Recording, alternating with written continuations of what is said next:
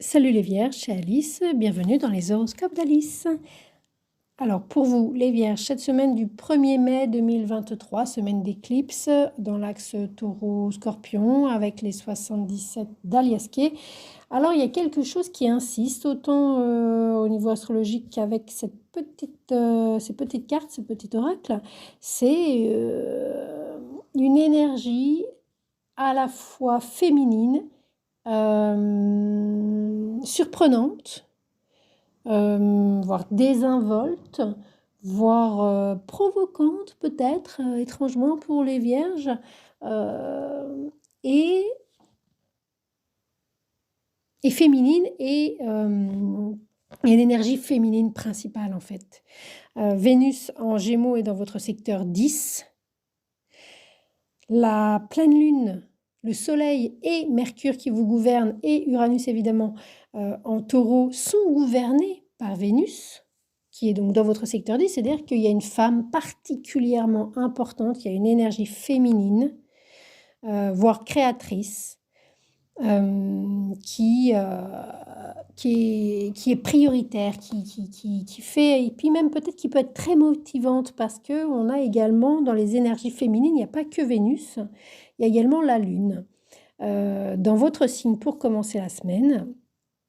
Après, Vénus passera en Balance, gouverné par Vénus, etc.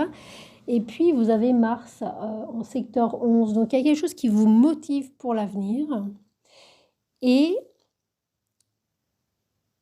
donc, cette éclipse est dans votre secteur 9.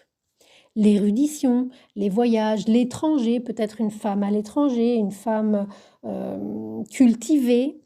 Il y a quelque chose de cet ordre-là, quelqu'un, ou peut-être je sais pas, une prof, une enseignante, je ne sais pas, quelqu'un que vous connaissez, et puis en tous les cas, il y a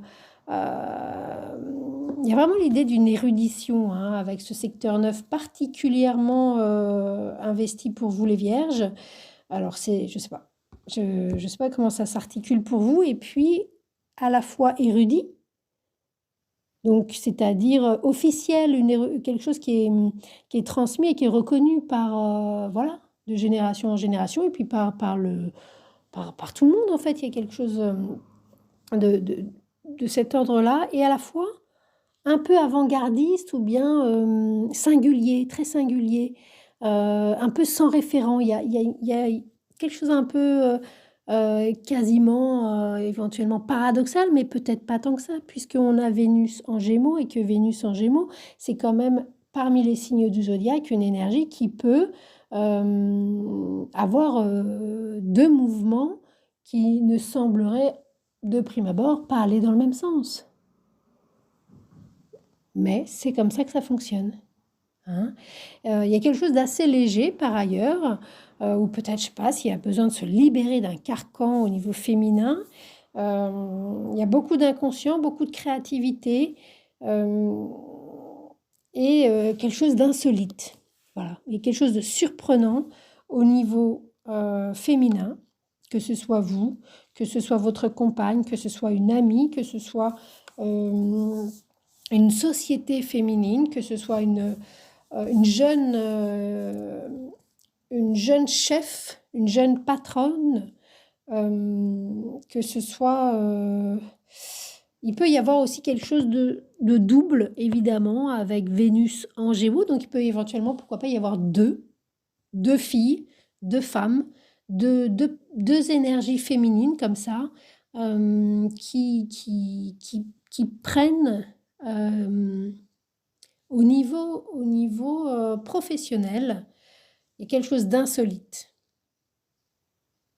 D'insolite, il peut y avoir éventuellement, pourquoi pas, des amoureuses, hein, des amoureuses, ou quelque chose d'inspirant, une muse, des muses et de l'amusement aussi, hein, avec Vénus en Gémeaux. En tous les cas, c'est plutôt motivant.